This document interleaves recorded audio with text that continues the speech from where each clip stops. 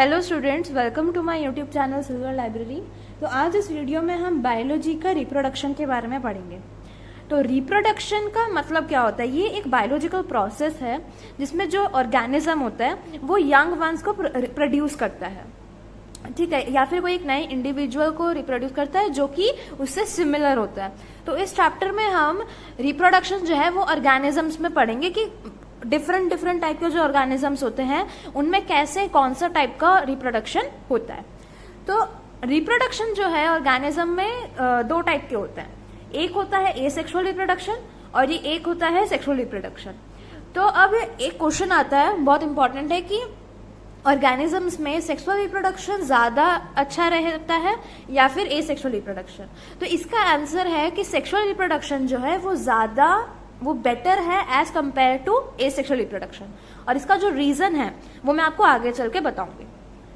Asexual reproduction क्या होता है कि इसमें कोई फर्टिलाइजेशन नहीं होता है, कोई गैमेट्स फॉर्मेशन नहीं होता है, और ना ही इसमें जो नंबर ऑफ क्रोमोसोम्स होते हैं ना, जैसे कि जो पेरेंटल ऑर्गेनिज्म है उसका जो नंबर ऑफ क्रोमोसोम्स रहेगा जब वो रिप्रोड्यूस कर न्यू इंडिविजुअल देगा उसमें भी सेम नंबर ऑफ क्रोमोसोम्स ही रहेंगे, ठीक है। ये है एसेक्सुअल रिप्रोडक्शन। और इसमें क्या होता है कि जब जो ऑफस्प्रिंग प्रोड्यूस करते हैं, ऑफस्प्रिंग का बायोलॉजी में मतलब होता है कि न्यू इंडिविजुअल वो पूरा एग्जैक्ट कॉपी होता है अपने पेरेंट से, इसलिए उसको बोला जाता है क्लोन, ठीक है। और ज्यादातर ये जो एसेक्सुअल रिप्रोडक्शन है वो लोअर एनिमल्स या फिर प्रिमिटिव एनिमल्स जैसे कि प्रोटोजोआ, स्पॉन्जेस, ये सब जो है इनमें देखा जाता है एसेक्सुअल रिप्रोडक्शन, ठीक है। तो अभी था ये एसेक्सुअल रिप्रोडक्शन और हमने पढ़ लिया अभी क्लोन के बारे में। सेक्सुअल रिप्रोडक्शन क्या होता है? ये एक एडवांस मोड ऑफ रिप्रोडक्शन होता है जो कि बहुत सारे एनिमल्स यही रिप्रोडक्शन फॉलो करते हैं, और ये लो या फिर प्रिमिटिव एनिमल्स ये सेक्सुअल रिप्रोडक्शन नहीं करते। तो एसेक्सुअल रिप्रोडक्शन क्या होता है कि इसमें 1 या फिर 2 पेरेंट इन्वॉल्व हो सकता है, ठीक है। जो इंडिविजुअल है इसमें 1 नहीं होता है, इसमें 1 या 2 होता है। और इसमें ये गैमेट फॉर्मेशन होता है, फर्टिलाइजेशन होता है, मियोसिस होता है, और नंबर ऑफ क्रोमोसोम जो होते हैं वो हाफ हो जाते हैं। जैसे कि हमने एसेक्सुअल में पढ़ा था कि नंबर ऑफ क्रोमोसोम जो होते हैं वो सेम रहते हैं, लेकिन इसमें ये हाफ हो जाता है, ठीक है। और फिर उसके बाद इनके जो ऑफस्प्रिंग होते हैं वो न्यू होता है, मतलब कि वो डिफरेंट होते हैं थोड़े बहुत, मतलब कि कैरेक्टरिस्टिक्स जो होते हैं वो डिफरेंट होते हैं फ्रॉम देयर पेरेंट्स। तो ये सब जो है ये है सेक्सुअल रिप्रोडक्शन और ये है एसेक्सुअल रिप्रोडक्शन। तो यहाँ पर इसका ये एक वो है, तो ये आप टेबल देख सकते होंगे एसेक्सुअल एंड सेक्सुअल रिप्रोडक्शन का। ये बहुत ही इंपॉर्टेंट है और ये बहुत ही इजी है, और इनमें क्वेश्चंस आते हैं। इनका जो डिफरेंस है कि एसेक्सुअल रिप्रोडक्शन में सेक्स ऑर्गन्स नहीं होते हैं, लेकिन सेक्सुअल रिप्रोडक्शन में सेक्स ऑर्गन्स होते हैं, मेल गैमेट और फीमेल गैमेट्स होते हैं, उनमें फर्टिलाइजेशन होता है, मियोसिस होता है सेक्सुअल रिप्रोडक्शन में। और सबसे इंपॉर्टेंट बात है सेक्सुअल रिप्रोडक्शन में कि इसका जो नंबर ऑफ क्रोमोसोम्स होता है जो गैमेट्स में होता है वो हो जाता है हाफ, ठीक है। लेकिन जब वो जाइगोट फॉर्मेशन करता है तब वो होता है डिप्लॉयड, हमें मिलता है। डिप्लॉयड मतलब कि 2, ठीक है। और इसमें फर्टिलाइजेशन होता है। और जैसे कि हमने देखा था कि एसेक्सुअल रिप्रोडक्शन में जो ऑफस्प्रिंग होते हैं उनको हम क्लोन बोलते हैं, लेकिन जो सेक्सुअल रिप्रोडक्शन में जो ऑफस्प्रिंग्स होते हैं उनको हम बोलते हैं हाइब्रिड्स। तो ये था एसेक्सुअल एंड सेक्सुअल रिप्रोडक्शन। अब एसेक्सुअल रिप्रोडक्शन के अंदर भी बहुत सारे टाइप्स आते हैं, बहुत सारे मोड्स आते हैं। बहुत सारे जो डिफरेंट ऑर्गेनिजम्स हैं वो जो यूनिसेलुलर ऑर्गेनिजम्स होते हैं वो ज्यादातर एसेक्सुअल रिप्रोडक्शन फॉलो करते हैं, और मल्टीसेलुलर ऑर्गेनिजम्स में भी ये पाया जाता है, जैसे कि फंगाई या फिर कुछ एनिमल्स में जिनका बहुत सिंपल बॉडी ऑर्गेनाइजेशन होता है। अब कौन कौन से मोड्स ऑफ रिप्रोडक्शन है? सबसे पहला है फिशन। फिशन में एक हमारा आता है बाइनरी फिशन और एक आता है मल्टीपल फिशन। तो ये एसेक्सुअल का हमने और भी बहुत बार हमने ये क्लासेस में अपने पढ़ा है बायोलॉजी का, कि इसका मतलब होता है कि एक जो पेरेंटल ऑर्गेनिज्म या फिर जो पेरेंटल बॉडी होती है वो 2 या फिर मोर पार्ट्स में डिवाइड हो जाती है, जिसकी वजह से वो जो एक पार्ट होता है, जितने पार्ट्स में वो डिवाइड होती है, वो एक न्यू इंडिविजुअल बन जाता है। वो जब ग्रो करता है वो एक न्यू इंडिविजुअल बन जाता है। इसको हम बोलते हैं फिशन। अब फिशन क्या है? वो 2 टाइप के होते हैं, एक होता है बाइनरी और एक होता है मल्टीपल। बाइनरी क्या होता है कि जो पेरेंटल ऑर्गेनिज्म होते हैं वो 2 हाफ्स में डिवाइड होता है, और जो भी एक हाफ होता है ना, दोनों हाफ्स जो होते हैं उसमें same equal genetic material present होता है, जिसकी वजह से वो एक न्यू इंडिविजुअल में ग्रो करते हैं। और बाइनरी फिशन जो है या तो वो सिंपल तरीके से हो सकता है, ट्रांसफर्स, या फिर लॉन्गिट्यूडनल। सिंपल बाइनरी फिशन मतलब कि जो डिवीजन होगा वो एक ही डायरेक्शन में होगा, ठीक है। ऑर्गेनिज्म का जो डिवीजन होता है वो एक ही डायरेक्शन में होता है। तो सिंपल बाइनरी फिशन ये होता है। फिर उसका एग्जाम्पल क्या है, अमीबा, ठीक है। अमीबा जो है वो जब उसका डिवीजन होता है तो वो एक ही डायरेक्शन में उसका डिवाइड होता है। फिर अब उसके बाद आता है transverse binary fission. Transverse binary fission का मतलब है कि जब एनिमल या कोई भी ऑर्गेनिज्म का डिवीजन होता है तो वो ट्रांसवर्स एक्सिस में होता है, जिसको हम बोलते हैं transverse binary fission. For example paramecium, planaria etcetera. फिर आता है हमारा लॉन्गिट्यूडनल बाइनरी फिशन। इसमें क्या होता है कि जो डिवीजन होता है ऑर्गेनिज्म का वो लॉन्गिट्यूडनल एक्सिस के डायरेक्शन में होता है, ठीक है। For example euglena and vorticella. तो ये थे कुछ बाइनरी फिशन के टाइप्स जिसमें वो डिवाइड करता है एक ऑर्गेनिज्म। बाइनरी फिशन के बाद आता है मल्टीपल फिशन। ये प्रोसेस जो है ये पैरेंटल बॉडी जब डिवाइड करता है एमाइटोटिकली, ठीक है, और प्रोड्यूस करता है स्मॉल न्यूक्लियर। इसमें क्या होता है कि जो ऑर्गेनिज्म या फिर कोई जो पेरेंटल बॉडी होती है जब वो डिवाइड करती है तो वो बहुत सारे स्मॉलर पीसेस में डिवाइड करती है, और जो हर एक पीस होता है उसमें एक न्यूक्लियस और साइटोप्लाज्म प्रेजेंट होता है। इसीलिए क्या होता है कि वो जो हर एक पीस है वो ग्रो करके एक नया इंडिविजुअल फॉर्म करता है। तो इसको हम बोलते हैं मल्टीपल फिशन। फॉर जैसे कि एग्जाम्पल दे रखा है प्लाज्मोडियम मोनोसाइट्स। फिर उसके बाद आता है बडिंग। बडिंग क्या होता है कि इसमें जो पेरेंटल एनिमल होता है या फिर कोई ऑर्गेनिज्म या बॉडी है जिसमें क्या होता है कि एक स्मॉल प्रोजेक्शन हमें दिखाई देती है। जैसे कि आप इसमें ये देखे रहोगे, ये जो स्मॉल प्रोजेक्शन हमें ये दिख रही है ये एक प्रोड्यूस कर लेती है। तो ये जो फॉर्म एक प्रोजेक्शन आउट करता है इसको हम बोलते हैं बड, ठीक है। और ये एक बहुत ही मिनिएचर ऑर्गेनिज्म होता है, लेकिन जब ये जो डेवलपिंग बड है, ठीक है, ये जब ग्रो करने लग जाता है तो ये पूरा अच्छी तरह से जब ग्रोथ कर देता है तो फिर ये जो पेरेंटल बॉडी है उससे निकल जाता है, ठीक है। तो ये बन जाता है एक डॉटर सेल। तो जब ये बॉडी से निकल जाता है ये बड तो वो एक न्यू इंडिविजुअल फॉर्म कर देता है।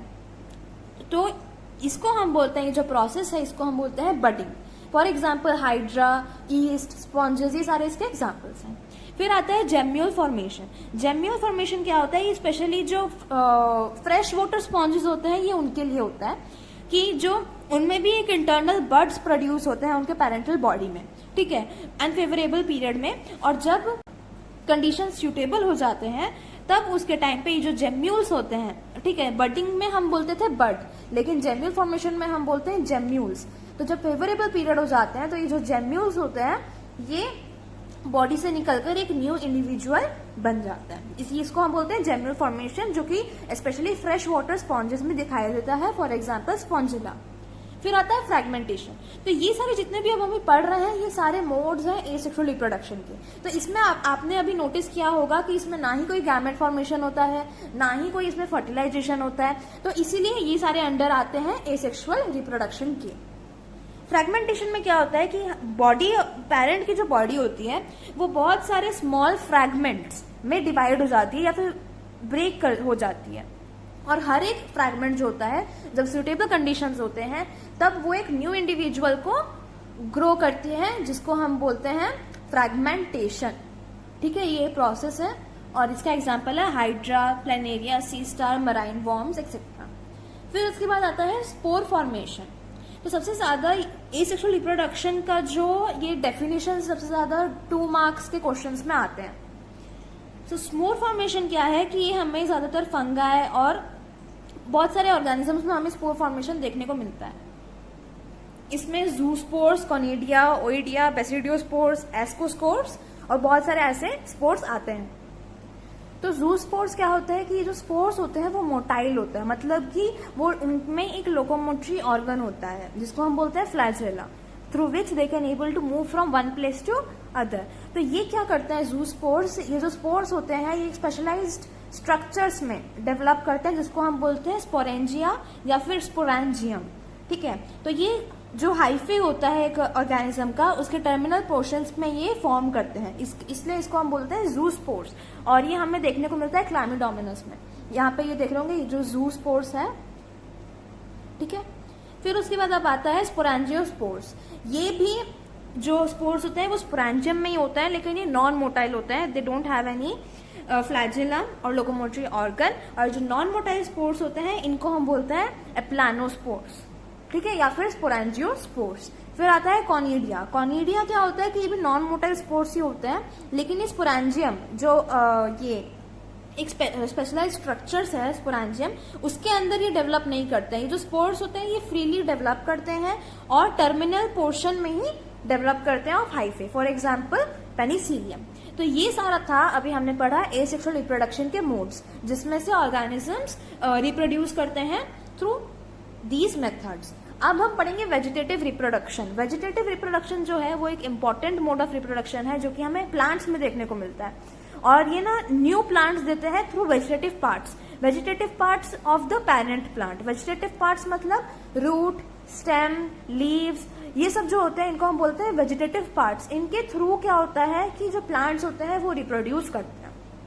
ये एक एसेक्सुअल रिप्रोडक्शन का ही टाइप है, हम इसको बोल सकते हैं। तो इसमें क्या होता है, इसमें भी कोई गैमेट फॉर्मेशन नहीं होता है, ना ही कोई मियोसिस होता है, नो वो gametophytic stages involved and no gamete formation. तो अभी हम इसके मेथड्स के बारे में पढ़ेंगे कि नेचुरल मेथड्स क्या हैं और वेजिटेटिव रिप्रोडक्शन।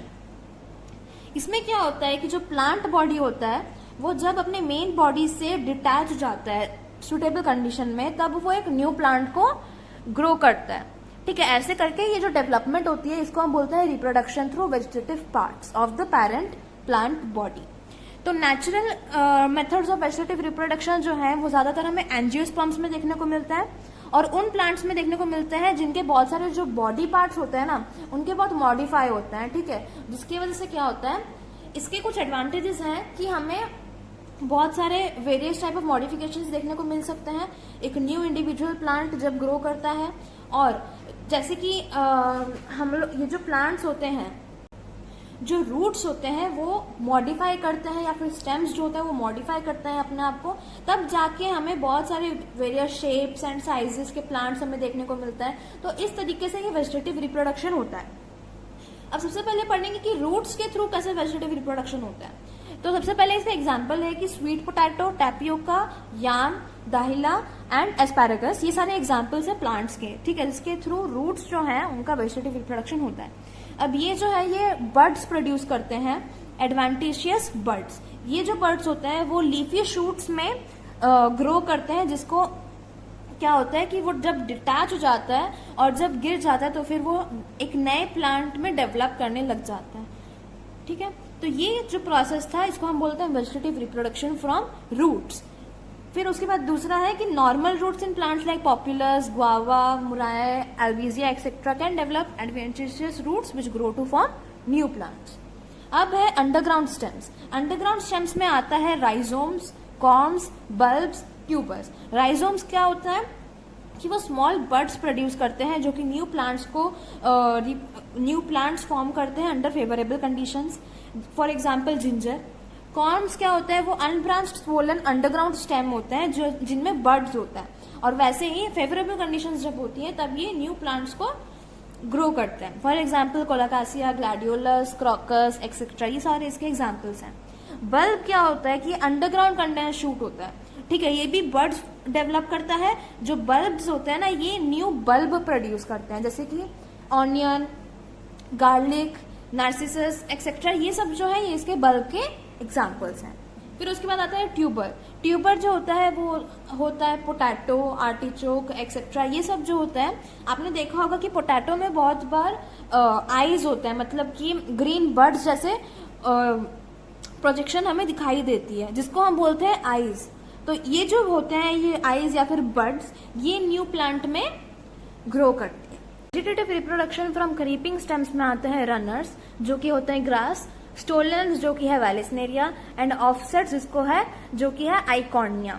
तो ये जो है ये एक बेस प्रोड्यूस करते हैं ओल्ड शूट का, उसके थ्रू ये हॉरिजॉन्टली ग्रो करते हैं फॉर सम डिस्टेंस, और ग्रो करके ये एक न्यू शूट्स प्रोड्यूस करते हैं जो कि वर्टिकली अपवर्ड के थ्रू ग्रो होता है, और जब डिटैच हो जाता है मेन प्लांट से तब वो इंडिपेंडेंट प्लांट्स बन के ग्रो करते हैं। ये थे vegetative reproduction from creeping stems. ये जो होते हैं ये 2 मार्क के क्वेश्चन आते हैं। इसमें आपको सिर्फ याद रखना है कि राइजोम का क्या एग्जाम्पल है, कॉर्म्स का क्या एग्जाम्पल है, रनर्स का क्या एग्जाम्पल है, ये सब आपको याद रखना है। फिर आता है vegetative reproduction from aerial shoots. इसमें एग्जाम्पल है ओपोन्शिया का, ठीक है, या फिर कैक्टाई का जो कि न्यू प्लांट ग्रो करता है जब वो ग्राउंड में फॉल करता है, ठीक है, या फिर कोई डिटैच्ड पीस होता है स्टेम का या फिर ट्विग का, या जिसमें एटलीस्ट कोई एक नोड हो जिसकी वजह से वो नोड के थ्रू क्या होता है कि ये न्यू प्लांट राइज करता है, ठीक है, इसलिए हम इसको बोलते हैं एरियल शूट्स। फिर उसके बाद लीव से क्या होता है, इसका एक ही एग्जाम्पल है जो कि है ब्रायोफाइलम। उसके जो मार्जिनल नॉचेस होते हैं या फिर हम बोल सकते हैं एडवेंशियस बर्ड्स, वहां पर नोड्स राइज करते हैं जिसकी वजह से वहां पर न्यू प्लांट्स ग्रो होना स्टार्ट हो जाता है, ठीक है। जब वो बर्ड्स डिटैच हो जाते हैं तब वो एक न्यू प्लांट को ग्रोथ करता है। फिर उसके बाद आता है बल्बिल्स। बल्बिल्स क्या होता है कि वो फ्लैशी और राउंडेड बड लाइक स्ट्रक्चर्स होते हैं उनमें जो कि न्यू प्लांट्स को ग्रो करते हैं जब वो डिटैच जाते हैं। For example agave, oxalis, pineapple, lily, ये सब एग्जाम्पल्स हैं। आपको ज्यादातर एग्जाम्पल्स इनके याद रखना है। अब आता है पार्थेनोजेनेसिस। इसका मतलब होता है कि development of egg into a complete individual without involving fertilisation is known as parthenogenesis. मतलब कि जो एग है या फिर जो ओवम है वो प्रोड्यूस करेगा, ठीक है, वो डेवलपमेंट होएगा उसका पूरा एक अच्छे से इंडिविजुअल में, लेकिन फर्टिलाइजेशन नहीं होता है इसमें, इसलिए इसको हम बोलते हैं पार्थेनोजेनेसिस। ये एक प्रोसेस है, ठीक है, जो कि एनिमल्स में डिस्कवर किया गया था इन 1745। ज्यादातर ये हमें बहुत सारे ऑर्गेनिजम्स में देखने को मिलता है, इनवर्टिब्रेट्स और कुछ वर्टिब्रेट्स में भी, rock lizard, small snake of India and some birds, for example turkeys, इसमें उनमें ये सब पार्थेनोजेनेसिस प्रोसेस हमें देखने को मिलता है। और ज्यादातर इंपॉर्टेंट है पार्थेनोजेनेसिस इन हनी बीज। हनी बीज में क्या होता है कि हनी बी की कॉलोनी होती है पूरी, ठीक है, वो 3 टाइप के इंडिविजुअल होते हैं। एक होती है क्वीन, एक होती है वर्कर्स और एक है ड्रोन्स। क्वीन जो होती है वो ही होती है कि जो फर्टाइल होती है और फर्टिलाइजेशन कर सकती है, और सारे जो वर्कर्स एंड ड्रोन्स होते हैं यहाँ पर लिखा हुआ है देखिए, फर्टाइल मेल्स और स्टेराइल फीमेल्स और फर्टाइल बी, ठीक है। तो जितना भी काम वगैरह होता है वो सारे करते हैं ड्रोन्स। जो कॉलोनी के जो ड्रोन्स होते हैं वो अनफर्टिलाइज्ड एग्स प्रोड्यूस करते हैं, और ये हमेशा हैप्लॉइड करते हैं, हैप्लॉइड एग प्रोड्यूस करते हैं। तो अब यहाँ पर हमने इस वीडियो में हमने एसेक्सुअल, वेजिटेटिव रिप्रोडक्शन इन सब के बारे में हमने पढ़ा। तो नेक्स्ट वीडियो में मैं आपको सेक्सुअल रिप्रोडक्शन के बारे में पढ़ाऊंगी कि ऑर्गेनिजम्स में सेक्सुअल रिप्रोडक्शन कैसे होता है, क्या क्या उसके इवेंट्स होते हैं, ठीक है, और क्या क्या ब्रीडर्स भी होते हैं, वो सब के बारे में हम उसमें पढ़ेंगे। तो अगर आपको ये वीडियो हेल्पफुल लगी और आपको अगर कोई डाउट्स वगैरह हुआ तो आप प्लीज कमेंट सेक्शन में लिख सकते हैं, और प्लीज लाइक, शेयर, सब्सक्राइब जरूर कीजिएगा। और फिजिक्स के लिए जो एक्सप्लेनेशन वीडियो है वो बहुत जल्दी जरूर आएगी। Thanks for watching.